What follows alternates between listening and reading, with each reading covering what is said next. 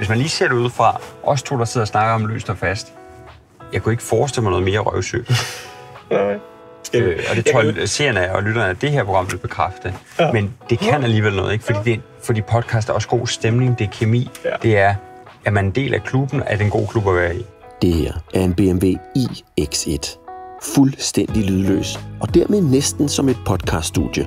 Og det tror jeg er perfekt til min næste gæst. Du lytter til Shotgun. Viden er noget, vi deler. Præsenteret af BMW i samarbejde med UNX. Din vært er Emil Thorup. Jeg er kørt en tur i Københavns Hvide Kødby for at hente en superstjerne inden for podcast. Ingen ringere end Mr. Thomas Skov himself. Og jeg er med på, at der er en lille smule bias involveret, fordi jeg har også en relativt populær podcast sammen med Thomas. Så vi skal nok forsøge efter bedste evne, ikke at der går sådan, du ved, podcast-stemning i den, men vi rent faktisk holder stemmen, som i dag er den succesfulde podcast. Hvordan man ligesom bygger den op. Han arbejder med det professionelt, han er ansat i Podimo til at udvikle og finde de der helt rigtige podcasts, der kan udvikle sig. Jeg tror, det er noget med community-følelse. Det glæder mig rigtig meget til at snakke med om, fordi det er jo sjældent, vi har en seriøs samtale. Vi taler primært bare om åndssvage ting. Så lad os se, om vi kan få 25 begavede, fornuftige minutter ud af Thomas Skov. Så er det i hvert fald her, I fik den først i Shotgun. Hej. Hej. Jeg kommer ud. Ja, fedt. Konceptet er ligesom at komme ud. Fed bil. Hej, ven. Hej. Jeg har sagt, at vi kender hinanden, så det er sådan lidt... Jamen, det er vel ikke en hemmelighed? Nej, det er det vel ikke, men det er fordi, vi skal prøve at lave et seriøst interview i dag. Jeg har faktisk... Har vi nogensinde interviewet hinanden? Altså, rigtigt? Nej, det tror jeg ikke, vi har. Altså, det gør man jo ikke med, som regel med dem, man kender. Jo, men det kan da godt være i et eller andet setup, at du er til en eller anden, whatever, awardshow, eller til et program, eller du ved, talkshow og sådan noget. Vi har aldrig interviewet hinanden. Nej, det har vi ikke. Det er første gang. Ja, det er det er mig, der skal interviewe dig. Jeg er spændt på, hvad du har fundet på at spørge om. Om podcasts. Fedt. Jeg tænkte, jeg ville tage et emne, du vidste noget om. Ja. P4. Men du ved, at du også fortalt dem, at vi laver podcast sammen. Jeg har afsløret meta-problematikken i, at vi både har en podcast, du arbejder med podcast, er ligesom på en eller anden måde sådan podcaster, og nu skal vi så tale om i dag, hvordan laver man en succesfuld podcast. Vi er jo podcaster, kan man sige. Men jeg tror seriøst, vi skriver mere sammen med dig end din kone. Ja, altså, vi er mere sammen end mig og min kone. Det er ikke meget galt. Det er tæt på. Altså, vi har flere Nej. Husk nu, det er ikke. Nej, det er rigtigt. Det er ikke vores podcast. Vi har mere sådan oftere snakke sammen, end jeg har med min kone. Ja. Og sådan om mange forskellige ting. Nogle gange siger hun også, du snakker mere med Emil, end du gør med mig. Så nogle gange så løber jeg listen over ting, jeg vil snakke med dig om, igen med Emilie. Så sådan, det kan du ikke sige. Ja, så du sådan lidt men hun kommer også, det der også er fedt ved hende, det er, at hun forstår jo godt programmet og hører også på vores program. Så hun kommer også med inputs, og det synes jeg er ret fint. Jeg bruger også min kæreste rigtig meget til det. Ja. Hun er vildt god til at give mig... Det giver mig klart en facet mere. Ja. Det har jo udviklet sig lidt, efter jeg har fået en kæreste. Alt det skal vi snakke om, og vi snakker om den succesfulde podcast. Ikke vores, men bare helt generelt. Og så skal du køres til hvad? Jeg vil gerne jeg skal hente børn. Du skal hente børn? Jeg skal hente børn, og det er jo vitterligt også en af de store forskelle på os. Det der med sådan, det familieliv med logistik og børn, der skal hentes, det har du ikke så meget af. Det vil være synd at sige. Jeg skal bare finde ud af, hvor jeg skal ud og spise i aften. Ja. Jeg snakker med at sige, at det er en ny BMW elbil. Jeg træder ind. Det må du gerne, ikke? Jo. Jeg er jo Volvo-mand, men altså... Ja, men det er okay. Det er også svensk. Det føler noget andet. Er du komfortabel i den her situation? Jeg hygger mig bare. Jeg er jo men det, jeg nogle gange har svært ved at blive interviewet, det er, at jeg har jo ikke så meget at sige. Nej. Og det er jo altid et dårligt udgangspunkt for at blive interviewet. Nej. Og det er derfor, jeg synes, det er fedt at lave podcast med dig, for i dag er det jo konceptet, at der ikke er så meget at sige, men vi gør det alligevel, og det er sjovt. Det forstår jeg, men det er jo trods alt et emne, du i en eller anden udstrækning ved noget om. Altså, du må jo have et eller andet at sige, om vi så skal grave ekstremt dybt. Nå, jeg er om podcast. Generelt, ja, fordi man kan sige, det er jo dit arbejde. Det kan man sige, ja. Og nu spørger jeg, og dybt seriøst, oprigtigt fra hjertet, kendt den der i 10 år. Du har været på Podimo, hvad? 3 år nu? 4. Hvad laver du på Podimo? Because I don't know. Giv mig din titel og din... Okay. Prøv. Min officielle titel, som er den, der står på LinkedIn, er Head of Entertainment. Så hovedet af underholdning. Underholdende hoved. That's me. Det er mig. Så du er Head of Entertainment, det vil sige, du står for... og hvad betyder det? Det, du skal forstå det som, er, at det er en slags underholdningsredaktør. Så jeg har med de podcasts at gøre, der er sjove, der er underholdende. Hvilket er en stor del af dem. Hvor stor en andel af jeres podcast, vil du sige, er underholdende? Altså, det er de jo alle sammen, men falder ind under din kategori. Der er forskellige genrer, ikke? Altså, der er også true crime, og sådan. Det har jo ikke så meget med at gøre. Der er også news, det har der ikke så meget med at gøre. Så true crime, news og underholdning, det er typisk der er de tre. sport, der er mange forskellige, men underholdning vil jeg tro står for omkring 40-50%. Så det er den største underafdeling, der er. Ja, men når det så er sagt, så er vi er jo et dansk team, hvor der er nogle forskellige redaktører, og det er sådan rimelig flydende, hvem der har med hvad at gøre. Men du er den øverste for underholdning.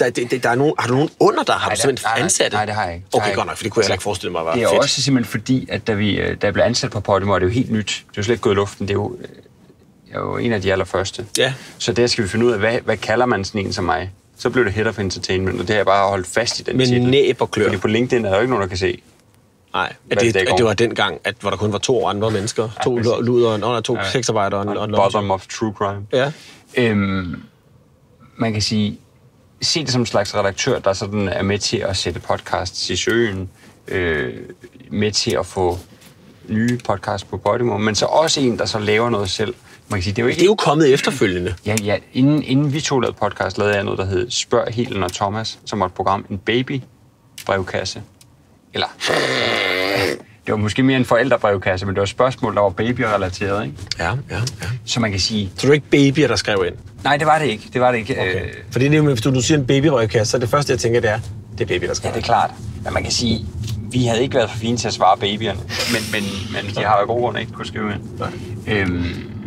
Så lavede jeg et program selv, der hed 99 Problemer, som var sådan et... Det var jeg med i. Interviewprogram, som også var ret sjovt, og hvor vi lavede det sammen, ja. Et par gange faktisk, tror jeg.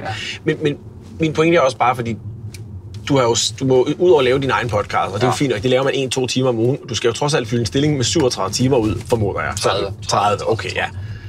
Så hvad laver du alle de andre timer? Og igen, jeg spørger den dybeste nysgerrighed. Det er simpelthen ikke fordi, at jeg har aldrig spurgt dig om det nogensinde. Nej. Fordi, men man kan sige, jeg er ligeglad vel. Men mit job er at få noget podcast ind på Podimo. Så det er for nogle varer på hylderne? Ja, og sørge for, når det så er på hylderne, at få det ud til folk. Fordi en ting er, at der er sindssygt mange, der laver podcast, og der er også rigtig mange, der laver gode podcast. Og også rigtig mange, der laver.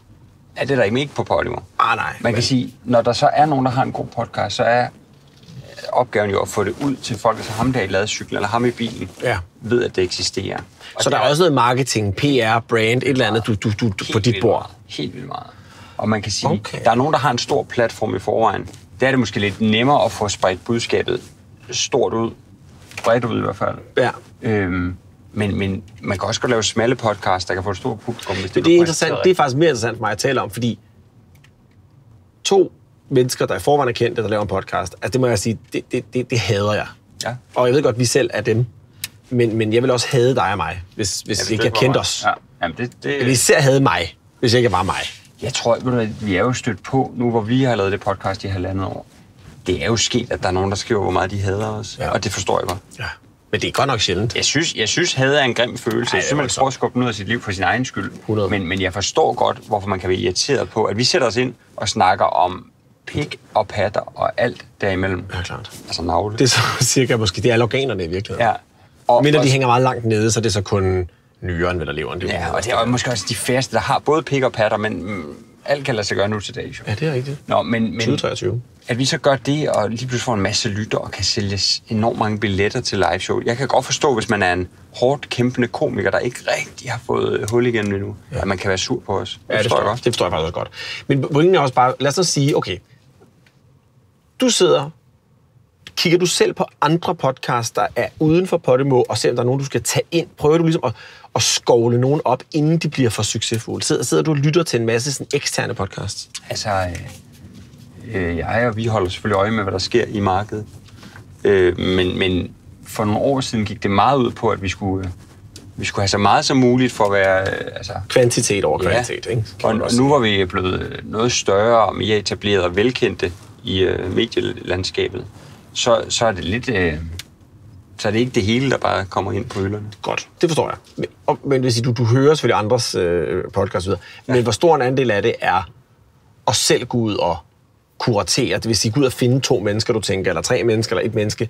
Gud, det kunne være sjovt, at du lavede en podcast om det her. Hvor meget af dit arbejde er det? Det er også en del af det. Altså man kan sige, nu har vi en fælles ven på vores podcast, der hedder Emil Kondrup. Ja, det er et godt eksempel egentlig, ikke? Nordjysk journalist, influencer, der lavede relativt ukendt. Ja, relativt ukendt, men sådan på vej frem på Instagram.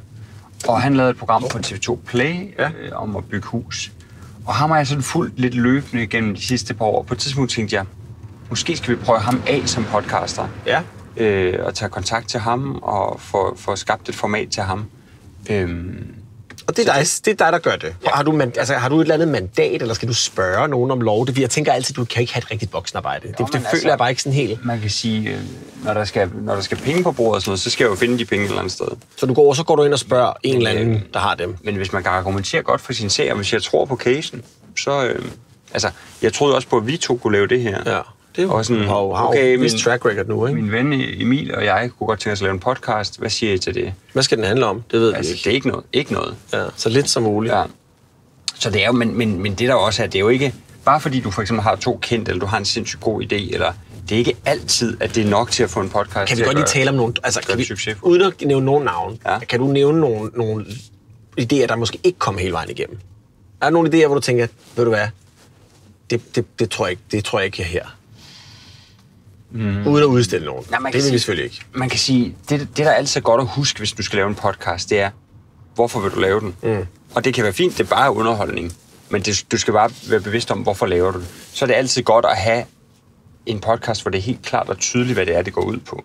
Altså, vi lever op til 0 ud af 2 indtil videre. Bare lidt, så du ved det. Godt. Det er nogle af reglen, der bekræfter, eller undtagelsen, der bekræfter reglen, ikke? Men at have en eller anden klar idé om, hvad det er, og blive ved med at udkomme. Ja. Det er meget, der er nogen, der tror, at vi laver bare 8 afsnit, så er det en kæmpe succes.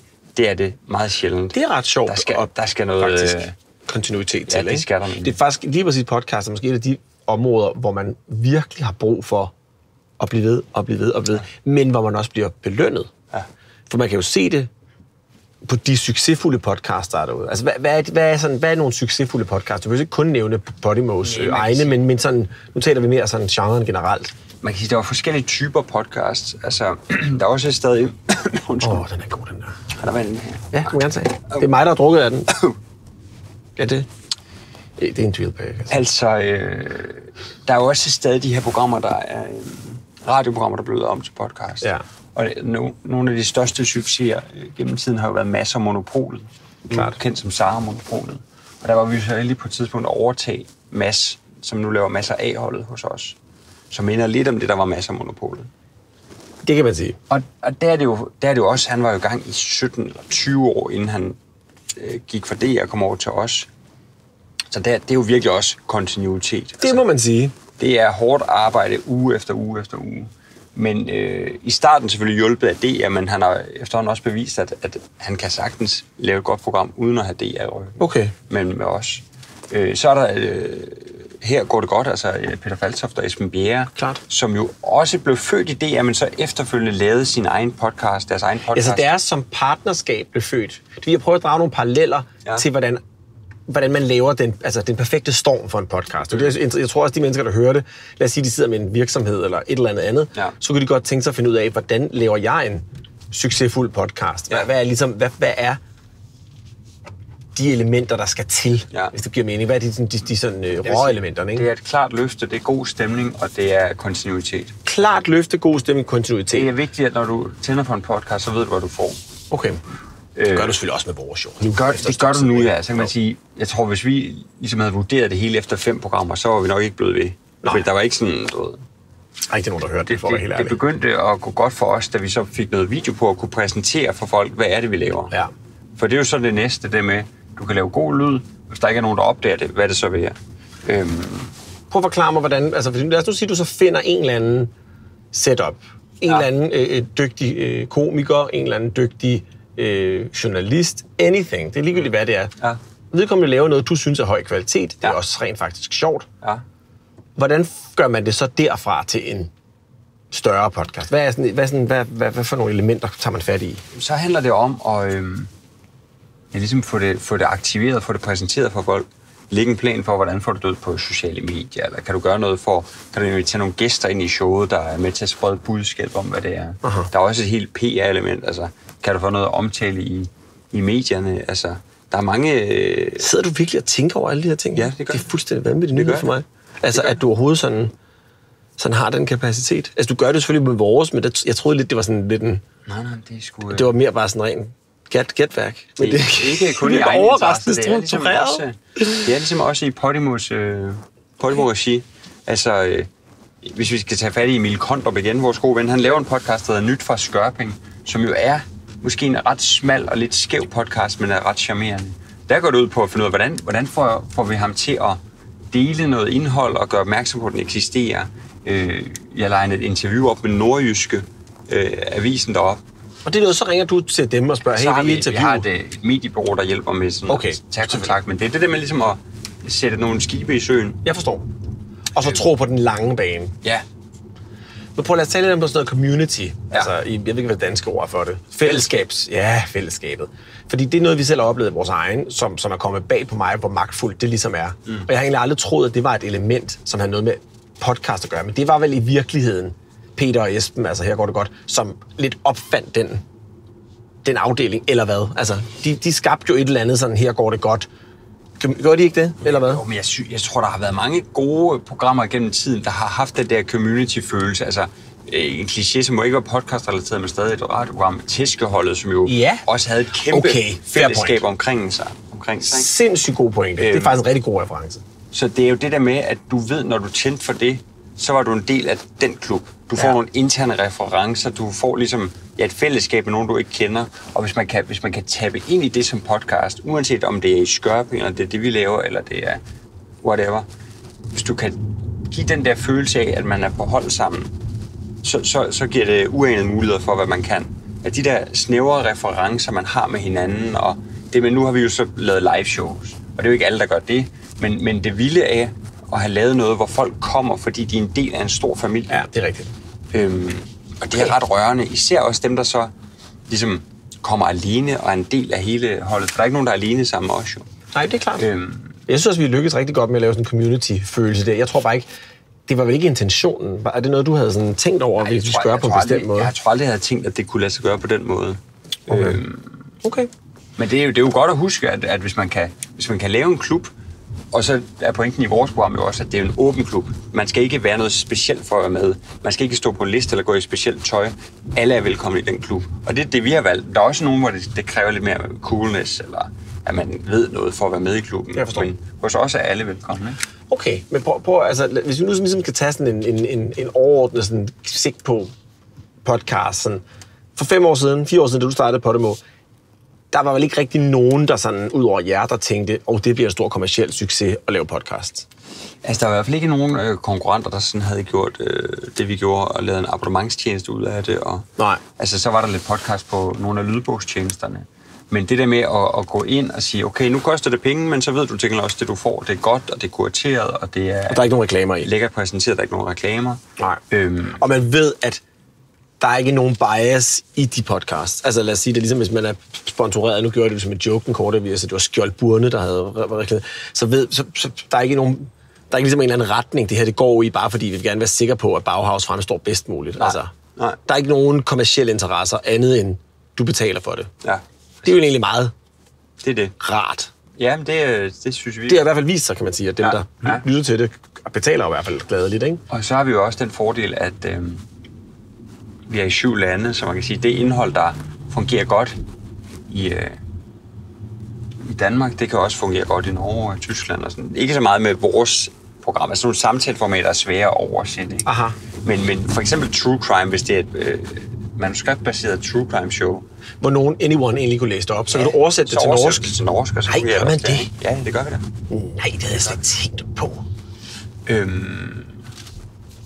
tror, vi skal U-turn her. Ja, jeg tror også. Jeg kan det. Tør det her. Ja, lad os bare. Jeg kan det med en mål, det her, men nu prøver det. Den er ret god vennerradio, den her lille skider, ikke her. Det er meget god, ja. Okay, er det okay varmt herinde? Er du okay? Ja, det er okay. Fint. Altså, er det ikke sjovt, vi har aldrig talt seriøst så lang tid sammen? Nej, jeg er fuldstændig i chok over det. Meget ubehageligt. Men jeg vil også sige, at jeg er også blevet oprigtigt blevet klogere på, hvad du laver, for jeg vil ane det seriøst, ikke?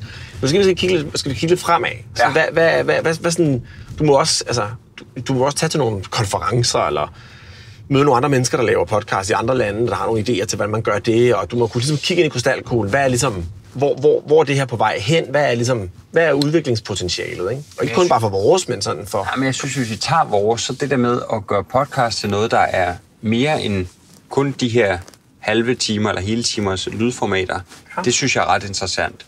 Om det så er live-delen at putte på, som der er ret mange podcaster, der har gjort. Ja, med succes vel. Ja, eller sådan at lave en eller anden form for, sådan brand eller community rundt omkring showet.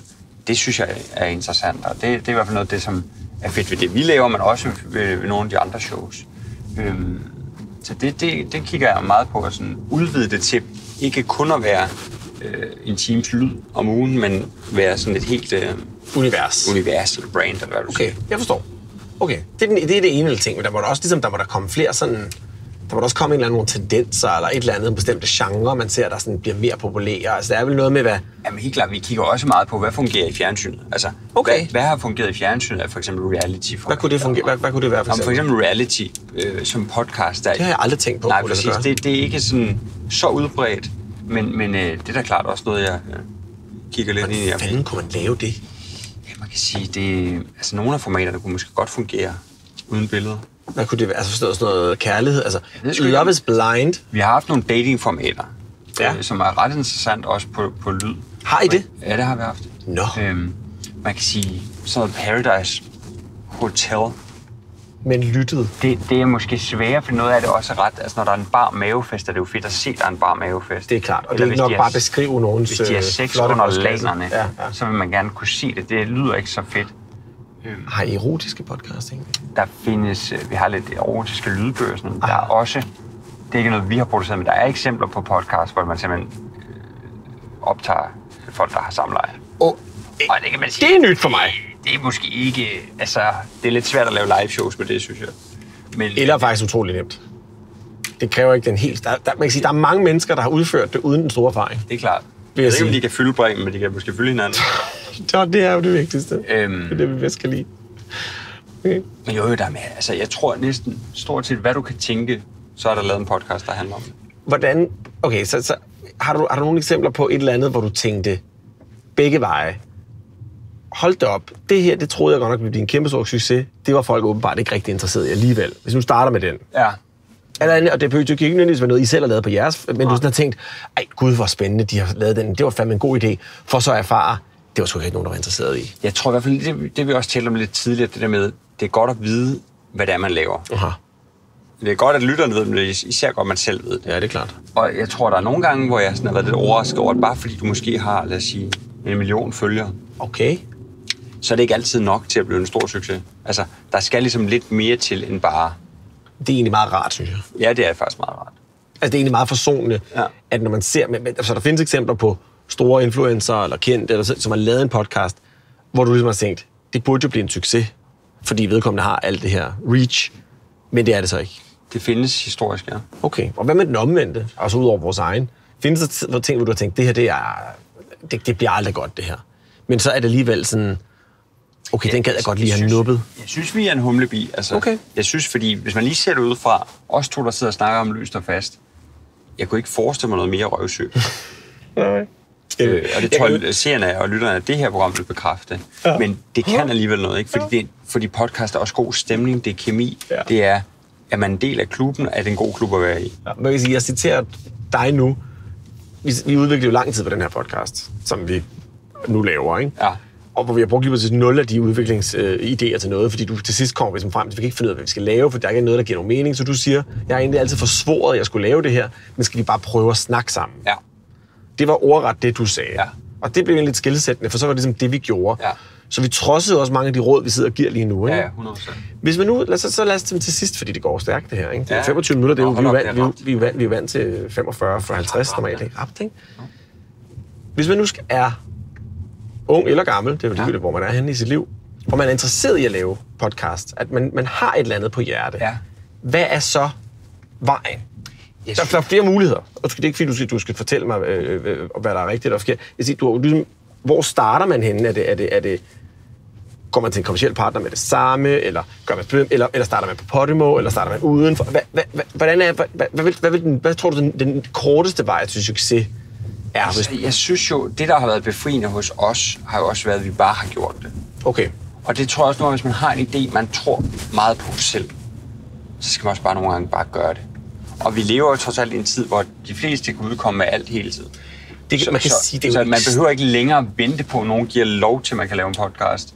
Og det tror jeg også, der er mange, der har nyt godt af, at man bare sådan kan prøve sine ting af. Så det første, du vil sige, det er, lad være med at gå og vente på, at nogen ligesom giver dig en tilladelse til at lave den her podcast. Fordi det koster jo.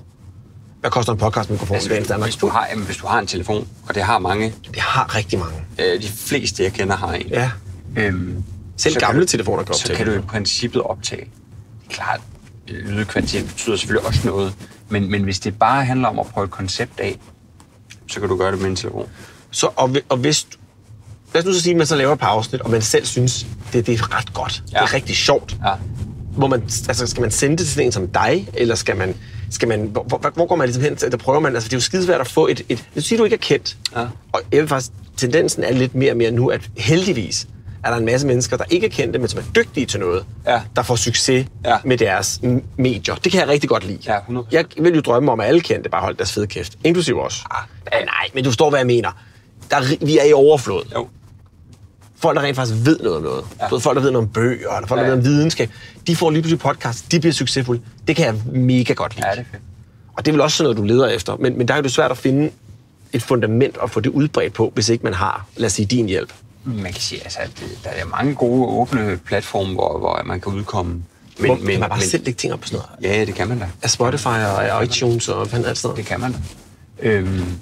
Og der handler det så bare om at få gjort opmærksom på, at det eksisterer. Okay. Og så kan man også nogle gange gøre op med sig selv, hvornår er man glad? Altså er man glad, hvis der er 10, der lytter, så er det jo fint. Det behøver ikke være, at der er 100.000, der lytter. Ja, jeg kan faktisk huske, og nu citerer jeg ellers en person, som jeg vil ikke normalt ikke citere, men Jesper Buch, som lavede et oplæg, hvor han ligesom siger til andre end iværksætter, I behøver jo ikke lave en unicorn. Altså, I behøver jo ikke lave en 1 milliard kroners forretning. Nej. Ligesom man behøver jo ikke lave en podcast, der har 100.000 lyttere om ugen, og som tjener masser af penge, og som kan alle mulige ting og lave live shows. Man kan jo egentlig, i citationstegn, bare lave noget, hvor man selv synes, man er glad. Så, altså, hvor niche må det være hos jer, for eksempel? Altså, der er jo ikke... Båndbredde er der jo nok af. Ja. Men man kan sige, det der også er, når vi har formater inde, så vil vi gerne kunne give dem den kærlighed og opmærksomhed, det kræver. Det er klart. Og derfor kan vi ikke bare sådan sige, jamen prøv at høre, det er rigeligt, der er 2 lyttere. Altså, jeg tror, hvis man har noget, hvor det er så nichet, så tror jeg, så er det fedt, at man prøver det af selv. Og hvis man så lige pludselig får hul igen, eller finder ud af, at okay, det her potentiale, så er det noget andet. Men hvis man bare har lyst til at lave et eller andet, hvor man laver en podcast for sine nærmeste venner, eller andre, der går op i QR-koder, så skal man bare lægge det ud. Der er i hvert fald ikke nogen, der behøver at sidde og vente på, at man får tilladelse til at komme i gang. Nej, og bliver puttet ind. Jeg forstår. Okay, jeg forstår. Godt. Jeg tror egentlig bare, at det var egentlig sådan... Jeg skulle egentlig bare sådan have en lille... Vil du have en idé, eller har du en konkret idé til noget, du vil lave? Jeg har ikke en... Hvad er det, du vil... Hvad er det, du fisker efter? Ja, jeg kan mærke, du pitcher på et eller andet. Jeg vil rigtig gerne lave en ny podcast. Om sikkerhedsdøre? Ja, præcis. Ja. Med sikkerhedsdøre, hvor håndtagene er helt oppe, som kun de er på børnehaver. Lige præcis men det, altså... Det kan vi sagtens lave. Eller om, at du bader om morgenen, altså det er stedet Bruse Niche podcast. Det er en niche-podcast, der vil noget. Det må man bare sige. Var det du var på vej her? Ja, det var det. Var det så, du lagde op til den? Jeg sagde endda Bruse Niche-podcast. Ja, okay. Du kan bare lave en badepodcast, og så vil jeg sige, det var en niche. Skal vi lige klippe i det her?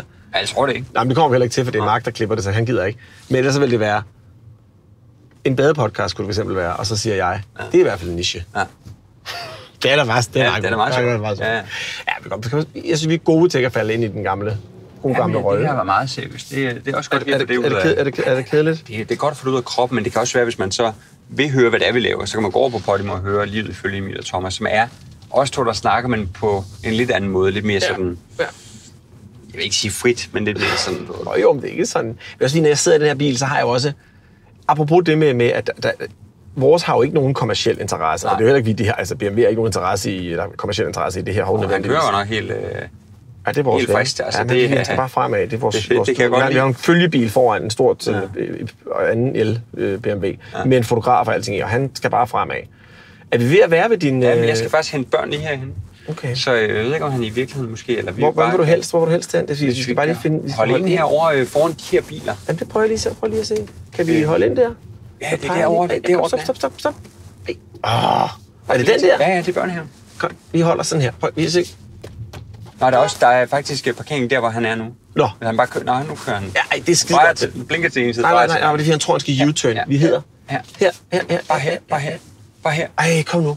Nu må vi se, hvordan det går. 11, Monique. Nu gør han sådan her. Præcis. Vi holder i hvert fald bare her. Han bakker. Han bakker midt mod. Okay. Ja. Jeg er meget... Jeg vil sige... Jeg holdt det tro. Der var næsten ikke noget under bæltestedet. Der var ingenting under bæltestedet. Er det ikke imponerende, det her?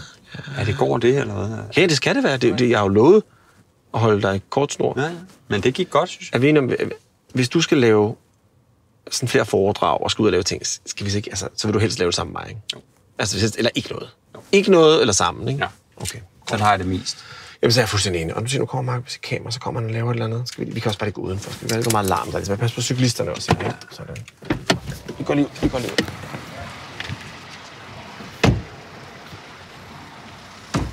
Vi har været så gode, Mark. Vi har slet ikke... Der har ikke været noget under bæltestedet overhovedet på noget tidspunkt. Det er meget lødigt. Så er skuffen. Ja.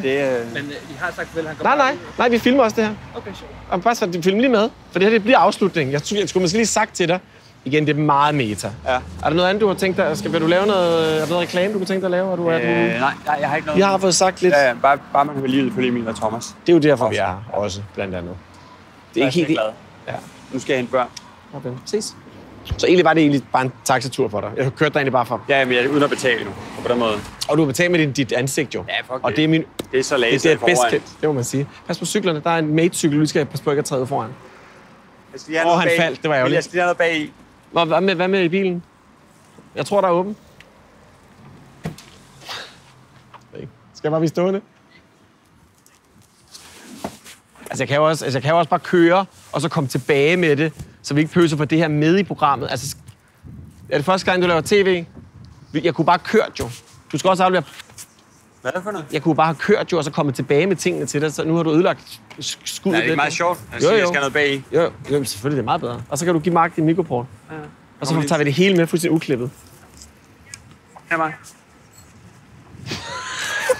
Tak for det. Tak for i dag. Hvor bliver det sendt? Det bliver ikke sendt. Nej. Det gør det ikke. Okay. Hej, ven. Du lyttede til Shotgun. Viden er noget, vi deler. Præsenteret af BMW i samarbejde med UNX.